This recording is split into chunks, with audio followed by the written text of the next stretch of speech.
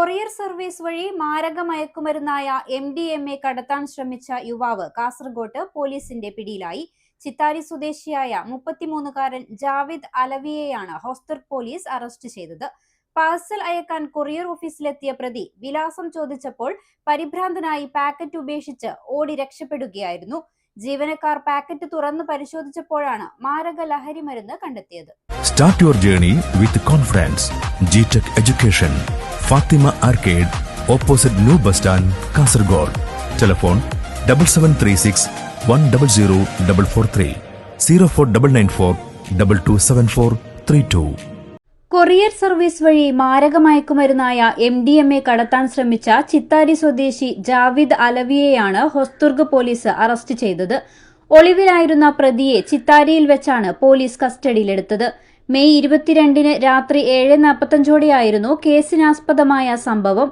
അജാനൂർ ഗ്രാമത്തിലെ മടിയൻ എന്ന സ്ഥലത്ത് പ്രവർത്തിക്കുന്ന കൊറിയർ സർവീസ് സ്ഥാപനം വഴി മാരക ലഹരിമരുന്ന് കടത്താനായിരുന്നു പ്രതിയുടെ ശ്രമം. പാഴ്സൽ അയക്കാനായി നൽകിയ പാക്കറ്റിൽ 1.58 ഗ്രാം തൂക്കം വരുന്ന MDMA ആണ് ഉണ്ടായിരുന്നത്. പാഴ്സൽ അയക്കാനായി എത്തിയ ജാവിദ് അപൂർണമായ വിലാസമാണ് നൽകിയിരുന്നത്. ഇത് ശ്രദ്ധയിൽപ്പെട്ട കൊറിയർ ജീവനക്കാർ അയക്കുന്നയാളുടെ പൂർണ്ണമായ വിലാസം രേഖപ്പെടുത്താൻ ആവശ്യപ്പെട്ടു. ഇതോടെ പരിഭ്രാന്തനായ യുവാവ് പാഴ്സൽ അവിടെ തന്നെ ഉപേക്ഷിച്ച് കടന്നുകളയുകയായിരുന്നു.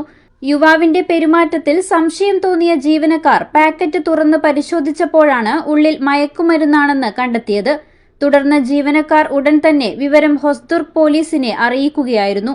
വിവരമറിഞ്ഞ് സ്ഥലത്തെത്തിയ പോലീസ് നിയമപ്രകാരമുള്ള സീഷർ മാസ്റ്റർ തയ്യാറാക്കി 1.58 ഗ്രാം MDMA തൊണ്ടി മുതലായി കസ്റ്റഡിയിലെടുത്തു. തുടർന്ന് കേസ് രജിസ്റ്റർ ചെയ്ത് നടത്തിയ ഊർജിതമായ അന്വേഷണത്തിനൊടുവിലാണ് പ്രതിയെ പോലീസ് വലയിലാക്കിയത്.